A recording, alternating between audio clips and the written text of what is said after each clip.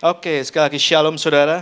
Tema atau judul dari pemberitaan firman Tuhan pagi hari ini saya beri judul Thirsty Again, haus lagi. Nah, saudara mungkin pernah merasakan atau suatu saat mungkin saudara lagi olahraga atau saudara lagi bersih-bersih rumah, saudara lagi aktivitas di teriknya panas matahari di Pulau Bali ini. Saudara merasa begitu panas, saudara letih, saudara begitu merasakan dahaga. Nah kemudian sampai yang saudara lakukan, saudara mencari air, betul? Saudara cari minum, sudah manis, dingin. Karena saudara berharap ketika saudara minum itu, dahaga saudara akan terpuaskan. Saudara merasa plong, saudara merasa nggak haus lagi. Saudara minum itu, saudara nikmati itu. Tapi tanpa saudara sadari 5 menit, 10 menit, 15 menit kemudian, saudara ngerasa haus lagi.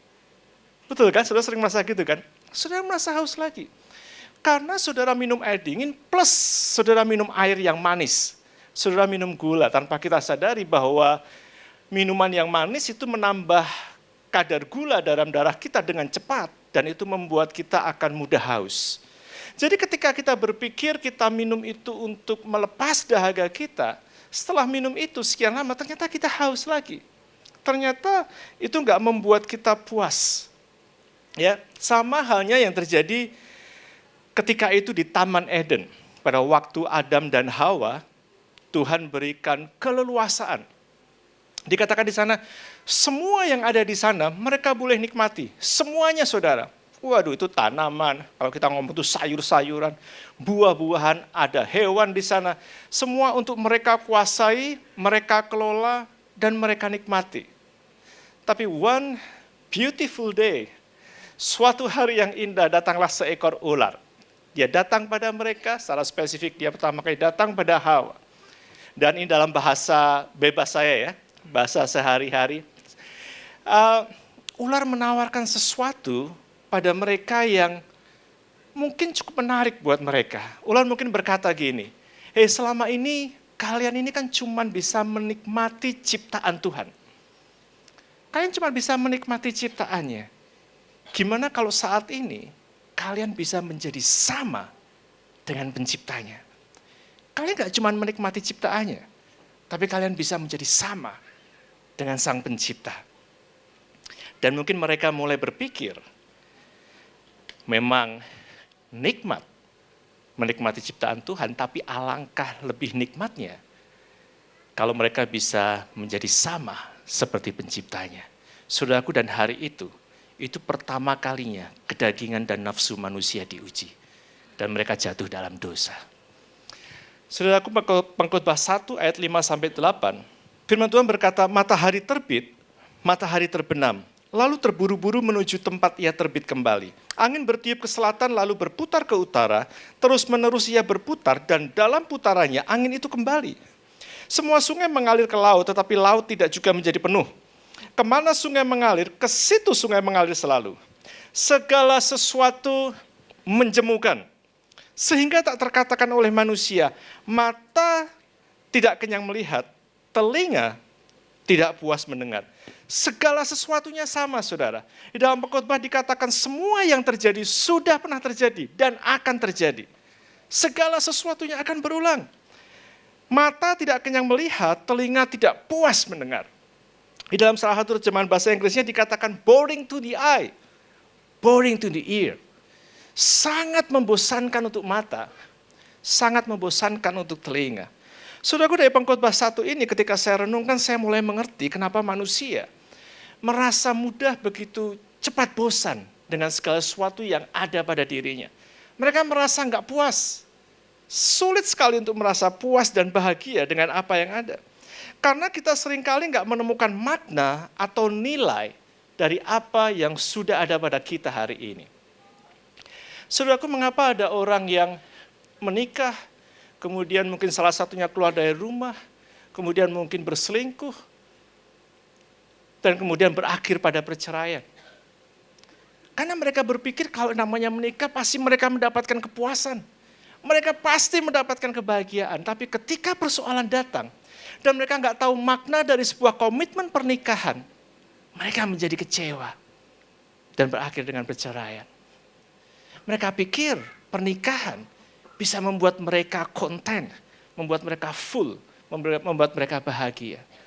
Mengapa banyak anak-anak muda yang terlibat dalam hubungan sesama jenis, LGBT? Karena mereka dengan melakukan itu, mereka merasa bisa mendapatkan kepuasan. Nafsu mereka terpuaskan, kedagingan mereka terpuaskan. Mereka nggak mengerti, mereka nggak menemukan value atau makna dalam hidup mereka. Mereka nggak mengerti gambar diri mereka, sebagaimana Tuhan menciptakan mereka, seberapa berharganya mereka di hadapan Tuhan. Mengapa banyak orang yang berbuat jahat hanya demi mendapatkan lebih banyak uang, jabatan yang lebih tinggi, posisi karir yang lebih tinggi, mereka lakukan segalanya. Apapun mereka lakukan untuk mendapatkan semuanya itu. Karena bagi mereka itu membuat mereka puas. Karena mereka menilai hidup mereka dari merek apa jam tangan mereka. Merek apa tas yang mereka tenteng. Mobil apa yang mereka kendarai. Seberapa besar rumah mereka. Di mana lokasi rumah mereka. Value pertemanan mereka ditentukan oleh merek tas yang mereka pakai. Paulus kepada Timotius, dia menuliskan surat, dia mengingatkan, tapi mereka yang ingin kaya, terjatuh ke dalam pencobaan, ke dalam jerat, dan ke dalam berbagai-bagai nafsu yang hampa, dan yang mencelakakan, yang menenggelamkan manusia ke dalam keruntuhan dan kebinasaan. Karena akar segala kejahatan ialah cinta uang. Gak ada yang salah dengan uang, saudara. Gak ada yang salah dengan pekerjaan. Gak ada yang salah dengan posisi jabatan dan karir saudara. Yang salah kalau saudara mencintai itu lebih dari segalanya. Karena akar segala kejahatan ialah cinta uang. Sebab oleh memburu uanglah beberapa orang telah menyimpang dari iman dan menyiksa diri mereka dengan berbagai-bagai duga. Apa yang dituliskan di Alkitab semuanya tergenapi di dalam di kehidupan kita hari-hari ini. Saya baru baca ada kakak beradik, saudara kandung. Mereka berantem hebat dan mereka mengancam untuk saling membunuh hanya karena apa? Karena mereka rebutan warisan. Sebelumnya mereka mengerjakan perusahaan yang sama, everything looks good, semuanya baik-baik, mereka begitu akur, begitu akrab, begitu damai. Hanya karena warisan. Mereka berantem hebat dan mereka mengancam untuk saling membunuh. Yang terakhir saya baca itu di Amerika seorang istri dia diam-diam menyewa hitman, seorang pembunuh bayaran untuk diam-diam membunuh suaminya.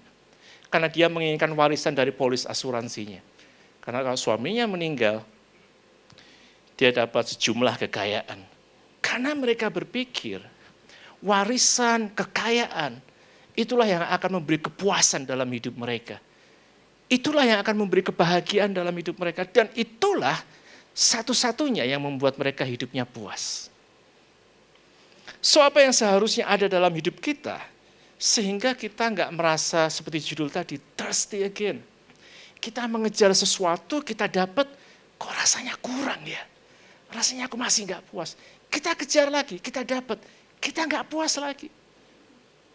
Kita thirsty again. Apa yang seharusnya ada di dalam kita sehingga kita merasa content, kita merasa full, kita merasa penuh. Dengan apa yang Tuhan berikan pada kita, percayakan kita hari-hari ini, kita merasa it's all good. Ya, sehingga kita nggak ditentukan lagi oleh jabatan kita, merek jam, tas, dan lain sebagainya. Saudaraku, suatu ketika Yesus kembali, pada waktu dia mau kembali ke Galilea, Yesus melewati Samaria. Dan pada waktu Yesus melewati Samaria, dia berjumpa dengan seorang wanita Samaria yang sedang menimba air. Di Yohanes 4 ayat 4-9 dikatakan gini, ia, Yesus, harus melintasi daerah Samaria. Maka sampailah ia ke sebuah kota di Samaria yang bernama Sikar, dekat tanah yang diberikan Yakub dahulu kepada anaknya Yusuf. Di situ terdapat sumur Yakub. Yesus sangat letih oleh perjalanan, karena itu ia duduk di pinggir sumur itu. Hari kira-kira pukul 12. Ayat ke-7, maka datanglah seorang perempuan Samaria hendak menimba air. Kata Yesus kepadanya, berilah aku minum, sebab murid-muridnya telah pergi ke kota membeli makanan. Maka kata perempuan Samaria itu kepadanya, masakan engkau seorang Yahudi minta minum kepadaku seorang Samaria? Sebab orang Yahudi tidak bergaul dengan orang Samaria. Saudaraku, ada beberapa hal yang menarik di sini, hal yang nggak biasa. Yang pertama dikatakan, Alkitab menjelaskan bahwa orang Yahudi tidak bergaul dengan orang Samaria, tapi di saat yang sama dikatakan bahwa Yesus, seorang Yahudi, dia harus melintasi daerah Samaria. Yesus dengan sengaja, dia melintasi daerah Samaria yang seharusnya itu hal yang nggak wajar. Hal yang nggak harus dilakukan. Karena mereka tidak bisa berdamai, berinteraksi antara Yahudi dan Samaria. Dan Yesus nggak hanya melintasi Samaria, tapi dia memulai percakapan, membuka percakapan dengan seorang wanita Samaria. Nah, nanti kita akan lihat bahwa Yesus ternyata punya misi atas wanita ini. Nggak boleh lewat Samaria, nggak boleh berbicara dengan wanita Samaria, tapi dia lewat. Dan dia berbicara dengan wanita ini. Tapi dari sini aja kita belajar bahwa keadaan kita atau keadaan di sekitar kita tidak akan pernah menjadi penghalang bagaimana Tuhan menyatakan kehendaknya kepada kita. Dia tetap lewati dan dia tetap menjumpai wanita ini. Saudaraku, hal yang tidak lazim kedua selain Yesus lewat dan berbicara dengan wanita Samaria. Wanita ini datang untuk menimba air di siang hari. Saudara tahu menimba air di siang hari itu hal yang nggak lazim. Saya dulu waktu kecil, ya, rumah saya itu berdempetan, rumah orang tua saya berdempetan dengan oma opa saya. Itu kita pakai timba, pakai pompa sumur. Tapi kalau saya nginep di rumah oma saya yang satunya, itu benar-benar timba sumur itu sumur, sudah tahu ya, sumur pakai timba kita mesti tarik embernya, terus isi di ember, isi di tempat air. Dulu kan nggak ada dispenser, nggak ada air galon, saudara. Benar? Saudara yang mungkin usianya sudah 40, 50, 60, betul nggak saudara? Saudara mau minum aja, saudara ngerebus air loh. Betul? Saudara tahu di panci yang khusus itu, tempat khusus itu, apa namanya? Teko ya, nah, teko khusus itu, sampai bunyi kan, cepuk gitu, tutupnya lepas, nah itu matang. Tapi saudara pun nggak bisa langsung minum, karena kan panas. Saudara haus, itu panas. Saudara mesti dinginkan. Nah itu saya lakukan, kita mesti timba air di pagi hari. There is no way kita timba air di siang hari. Buat apa? Siang hari orang sudah sekolah, orang sudah kerja. Pagi hari kita timba air, kita kumpulkan air untuk mandi, gosok gigi, masak, minum, dan lain sebagainya. Selalu di pagi hari, nggak mungkin juga di malam hari. Jadi orang ke sumur itu selalu di pagi hari. Tapi wanita ini, dia menimba air di waktu siang. Artinya di saat yang paling sepi, di sumur itu, sehingga dia berharap pada waktu dia ke sumur, dia nggak perlu ketemu dengan siapapun. Saat yang paling sepi. Jadi mengapa Yesus menjumpai seorang wanita yang diam-diam datang ke sumur ini, dan bahkan Yesus memulai percakapan dengan wanita ini. Jawab Yesus kepadanya, jikalau engkau tahu tentang karunia Allah, dan siapakah dia yang berkata kepadamu, berilah aku minum. Niscaya engkau telah meminta kepadanya, dan ia telah memberikan kepadamu air hidup. Kata perempuan itu kepadanya, Tuhan, engkau tidak punya timba dan sumur ini amat dalam. Dari manakah engkau memperoleh air hidup itu? Karena Yesus menawarkan air pada wanita ini. Adakah engkau lebih besar daripada bapa kami Yakub yang memberikan sumur ini kepada kami dan yang telah minum sendiri dari dalamnya, ia serta anak-anaknya dan ternaknya. Ayat 13. Jawab Yesus kepadanya, barang siapa minum air ini, ia akan haus lagi. Tetapi barang siapa minum air yang kuberikan kepadanya, ia tidak akan haus untuk selama-lamanya. Sebaliknya air yang akan kuberikan kepadanya akan menjadi mata air dalam dirinya, yang terus-menerus memancar sampai kepada hidup yang kekal. Kata perempuan itu kepadanya, Tuhan, berikanlah aku air itu, supaya aku tidak haus dan tidak usah datang lagi ke sini untuk menimba air. Kata Yesus kepadanya, pergilah, panggillah suamimu dan datang ke sini. Kata perempuan itu, aku tidak mempunyai suami. Kata Yesus kepadanya, tepat katamu bahwa engkau tidak mempunyai suami. Yesus tahu betul kehidupan wanita ini, keadaan wanita ini. Bahkan sebelum wanita ini menceritakan semuanya. Yesus sudah tahu. Sebab engkau sudah mempunyai 5 suami, dan yang ada padamu sekarang padamu, bukanlah suamimu. Dalam hal ini, engkau berkata benar. Saudaraku, pagi hari ini kita belajar. Yang pertama, Yesus itu sangat mengerti keadaanmu. Dia sangat tahu. Sekarang kita tahu mengapa wanita ini pergi ke sumur tengah hari. Karena seringkali kalau kita mau cerita pergumulan kita, masalah kita, latar belakang, background, masa lalu kita seringkali merasa takut kalau kita dihakimi. Bahkan seringkali yang melakukan itu adalah orang-orang yang kita rasa paling dekat dengan kita. Yang kita rasa seharusnya mereka bisa menguatkan kita, memberi masukan, tapi justru mereka menghakimi. Dan wanita ini mengalami hal yang sama. Wanita ini dia cari waktu yang paling sepi. Siang hari di mana orang gak ada yang ke sumur untuk menimba air.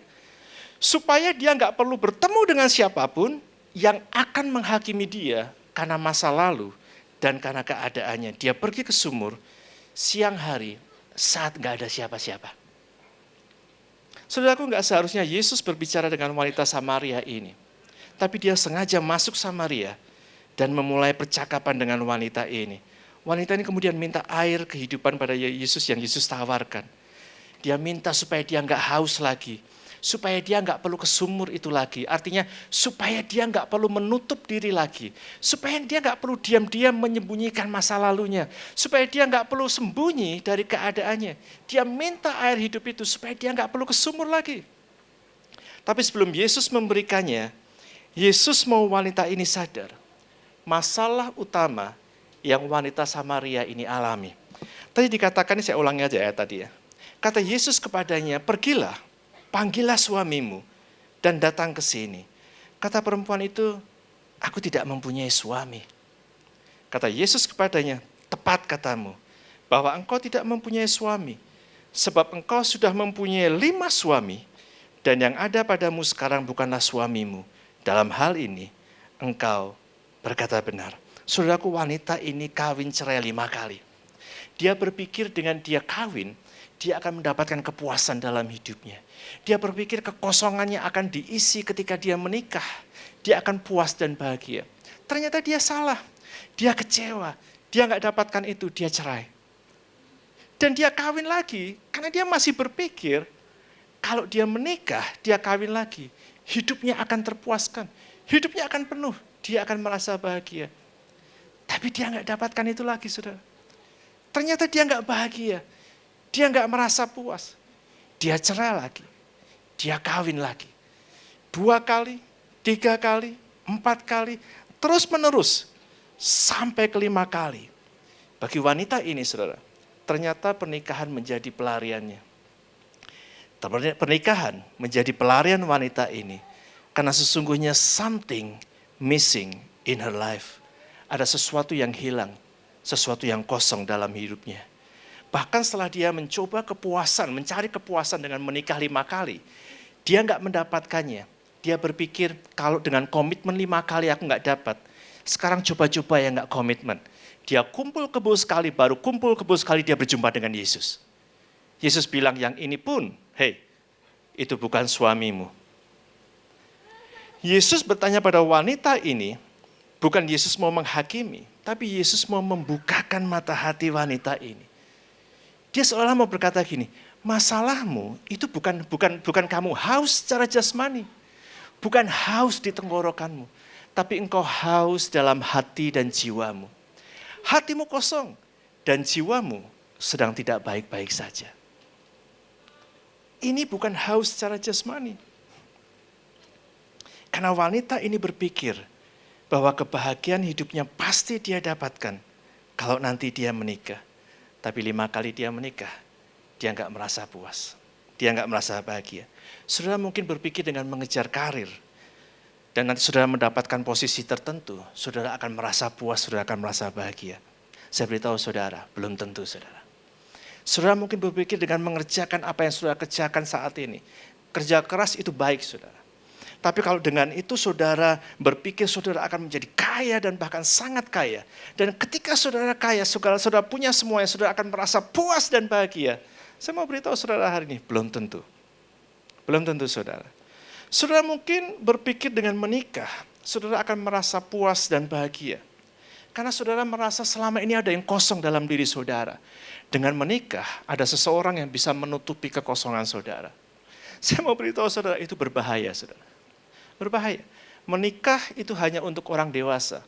Orang dewasa itu orang yang sudah sama-sama penuh di dalam Tuhan, untuk mereka masuk dalam pernikahan. Bayangkan kalau orang masuk dalam pernikahan yang satu kosong, yang satu penuh. Jadi kerjaannya yang penuh cuma ngisi kekosongan satunya. Mereka nggak akan pernah bahagia. Atau ada kebiasaan-kebiasaan kita yang nggak benar, kita pikir itu bisa memuaskan kita. Kita lakukan berulang-ulang.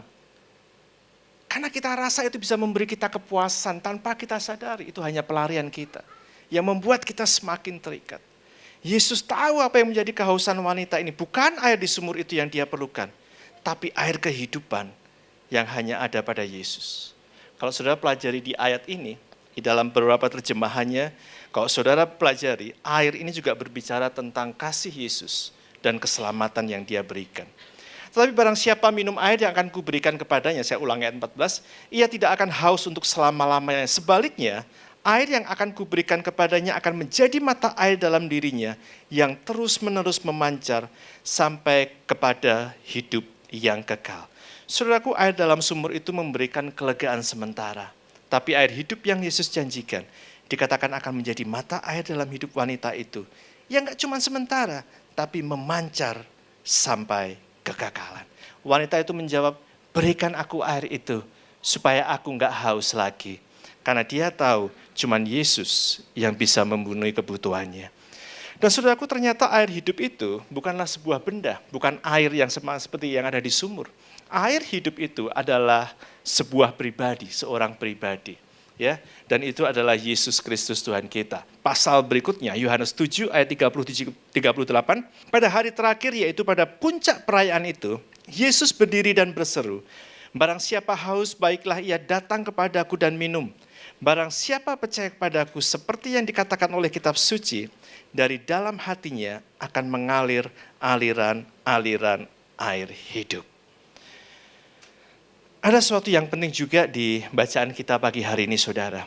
Saudara mesti ingat, pemulihan itu terjadi ketika ada keterbukaan. Ketika kita datang dan kita jujur di hadapan Tuhan. Sama seperti yang wanita Samaria ini lakukan, saudaraku. Di ayat 17-18 ini kita ulangi lagi ya. Kata perempuan itu, aku tidak mempunyai suami. Wanita ini jujur. Dia nggak munafik di hadapan Tuhan. Dia nggak pakai topeng. Dia datang kepada Tuhan. Ketika Tuhan mencoba untuk bertanya pada dia, dia jujur. Dia apa adanya, dia buka topengnya. Dia enggak munafik. Dia bilang, aku enggak punya suami. Kata Yesus kepadanya, tepat katamu bahwa engkau tidak mempunyai suami. Sebab engkau sudah mempunyai 5 suami dan yang ada sekarang padamu bukanlah suamimu. Dalam hal ini, engkau berkata benar. Dalam hal ini, engkau jujur. Engkau katakan yang sesungguhnya. Dia enggak mencoba lagi lari dan bersembunyi. Tapi ketika dia face to face dengan Yesus, dia katakan semuanya, keadaannya. Dia jujur kepada Tuhan, dia jujur kepada Yesus. Dan Yesus saat itu juga memulihkan hidupnya. Yohanes 4 ayat 25-26, jawab perempuan itu kepadanya, aku tahu bahwa Mesias akan datang, yang disebut juga Kristus. Apabila ia datang, ia akan memberitakan segala sesuatu kepada kami. Kata Yesus kepadanya, akulah dia yang sedang berkata-kata dengan engkau. Saudaraku, tema gereja kita bulan ini adalah filled with the power. Dipenuhi dengan kuasa-kuasa apa yang seharusnya memenuhi diri kita. Wanita ini ketika dia dipenuhi dengan Roh Kudus, dia dipenuhi dengan air hidup, dia dipenuhi dengan kuasa Kristus, hidupnya berubah 180 derajat, saudara. Saudara perhatikan ya. Yohanes 4 ayat 39 dikatakan, dan banyak orang Samaria dari kota itu telah menjadi percaya kepadanya karena perkataan perempuan itu yang bersaksi. Ia mengatakan kepadaku segala sesuatu yang telah kuperbuat. Saudaraku, apa yang harus kita lakukan setelah kita menerima air hidup dan kita diselamatkan? Kita mesti pergi, kita mesti bersaksi, kita mesti ceritakan pada banyak orang. Hey, yang di luar sana, yang dunia tawarkan, itu sementara. Itu gak bisa kasih kamu kepuasan, gak bisa kasih kamu kebahagiaan. Cuman Yesus yang bisa memberi kita kepuasan. Cuman Yesus yang bisa memberi kita kebahagiaan. Cuman Yesus yang bisa memberi kita keselamatan. Dan itu dilakukan oleh wanita ini. Dan hebatnya lagi, saudara. Ini loh, orang kalau dia berjumpa dengan Yesus, dia mengalami Yesus secara pribadi. Dia encounter dengan Yesus. Dan ketika dia berjumpa dengan Yesus, dia lepas topengnya, dia nggak munafik, dia jujur kepada Tuhan. Ketika dia dipulihkan, hidupnya berubah 180 derajat. Kita tahu pada awalnya sebelum dia berjumpa dengan Yesus, dia datang ke sumur, itu diam-diam. Dia cari waktu di mana supaya dia nggak ketemu satu orang pun di sumur itu. Karena masa lalunya, karena keadaannya. Gimana caranya supaya dia nggak perlu ketemu orang? Dia pergi ke sumur siang hari. Tapi setelah dia berjumpa dengan Yesus, apa yang Alkitab ceritakan? Dia lari, dia pergi ke kota. Dia tinggalkan tempayannya. Dia waktu itu menghindari orang-orang banyak. Sekarang dia lari pada orang banyak. Dia berkata, hey, di sana ada Yesus. Sang Mesias itu yang menceritakan segala sesuatu yang terjadi dalam hidupku. Dia datang pada orang-orang. Dan Alkitab menceritakan orang-orang itu, orang-orang Samaria, semua datang pada Yesus dan menjadi percaya. Pemulihan terjadi ketika ada keterbukaan. Terutama keterbukaan kita di hadapan Tuhan. Jujur di hadapan Tuhan. Wanita ini dipulihkan. Dia merasa selama ini air di sumur itu menjadi pelarian. Pernikahan menjadi pelariannya. Yesus membukakan pada wanita, hey, masalahnya bukan air yang ada di sumur itu. Masalahnya karena engkau belum menerima air kehidupan, air hidup itu. Something missing in your heart. Dan kamu sedang gak baik-baik aja. Dan dia mendapatkan kebahagiaan itu yang dikatakan bukan sementara, tapi kebahagiaan yang kekal. Air, mata air yang terus memancar sampai kekekalan. Saudaraku, waktu saya sudah habis, saya mau ceritakan satu hal. Ya, tadi pagi tiba-tiba saya ceritakan kenapa saya ingat. Jadi orang tua saya itu punya teman, ya rekan bisnis. Dan dia itu selalu ngomong gini, pokoknya kalau aku liburan, aku mau pergi ke luar negeri. Ya, pokoknya ke luar negeri aja. Dan kalau aku ke luar negeri harus sama keluargaku, harus sama anak-anak. Waktu itu cuma anak-anak aja. Terus kemudian makin lama dan sekarang kan dia punya cucu-cucu. Jadi pokoknya kalau ke luar negeri mesti sama anak cucu. Kalau nggak sama anak cucu, lebih baik nggak usah ke luar negeri. Tapi setiap kali liburan, dia harus ke luar negeri. Nah, karena dia pun masih ada uang, dia pergi. Ya, pertama dia ke Malaysia, dia ke Singapura. Kan karena teman, jadi kan kita cukup mengikuti tahu keadaannya. Kemudian dia ke Australia. Kemudian lama-lama dia pergi lebih jauh lagi ke Amerika, ke Eropa, kemudian ke Israel dan lain sebagainya. Dan kalau pergi satu rombongan dengan anak-anak dan cucunya. Yang jadi masalah itu begini, saudara. Bukan karena mereka pergi ke luar negerinya, tapi karena nggak ada duit pun, buat mereka tetap harus pergi ke luar negeri. Karena dengan pergi ke luar negeri, dia merasa begitu bahagia. Dia merasa begitu puas, apalagi sekarang ada sosial media. Orang yang nggak pernah foto, nggak pernah posting di sosmed pun ketika dia ke luar negeri, dia posting di sosmed. Jadi karena dia merasa puas kalau dia bisa ke luar negeri, apalagi dengan keluarga besarnya. Jadi dia hutang bank untuk dia liburan ke luar negeri bersama seluruh keluarganya. Pada waktu pulang, ya tentu bukan kepuasan dan kebahagiaan yang dia peroleh. Kepuasan yang sementara aja. Tapi kan dia harus bayar bunga bank. Kalau dia nggak bisa bayar, bunga berbunga namanya kan. Kemudian dia mau lagi ke luar negeri, ini masih belum kapok saudara. Dia hutang yang lebih besar lagi. Dan dia pakai lagi pergi ke luar negeri. Dengan seluruh keluarganya. Dia hutang lagi lebih besar. Karena dia merasa hidupnya tuh nggak puas, dia nggak bahagia kalau dia belum ke luar negeri bersama dengan keluarga besarnya. Dan dia sudah punya patokan, pokoknya setiap kali liburan dia harus ke luar negeri dan harus dengan anak cucunya. Karena dia pikir itu yang bisa memberi dia kepuasan dan kebahagiaan. Dan saudara tahu, saya baru dengar kabar terakhir dari papa saya, ternyata rumahnya sekarang dilelang oleh bank. Untuk membayar hutangnya. Karena apa? Karena dia berusaha mengejar kebahagiaan, kepuasan dengan luar negeri tadi.